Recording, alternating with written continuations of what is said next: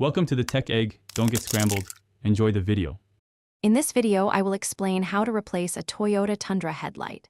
First, gather your essential tools, such as a Phillips head screwdriver, a flathead screwdriver, and a new headlight assembly. Always ensure your vehicle's engine is completely off and cool to the touch before beginning any work. This prevents accidental burns and electrical issues, ensuring a safe and smooth replacement process. Having the right tools ready saves time and effort. Next, we will focus on removing the old headlight. Begin by carefully removing any grill clips or screws that might be blocking your access to the headlight assembly.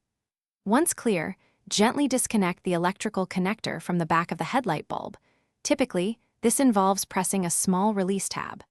Finally, unscrew the 2 or 3 mounting bolts that secure the entire headlight assembly to the vehicle's frame, then carefully pull the old unit out.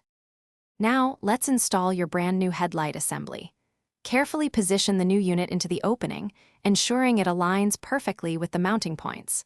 Once aligned, reinsert and securely tighten the 2 or 3 mounting bolts you removed earlier.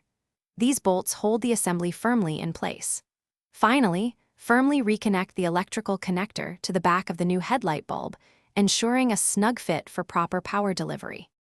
To complete the process, reinstall any grill components or trim pieces you removed, ensuring they are securely fastened. Then, turn on your vehicle's headlights to confirm the new assembly is functioning correctly, checking both low and high beams. If needed, adjust the headlight aim using the adjustment screws, typically found on the back or top of the assembly, to ensure optimal road illumination and avoid blinding oncoming drivers. This final check is crucial for safety. Thanks for watching. Consider subscribing if I helped unscramble your problems.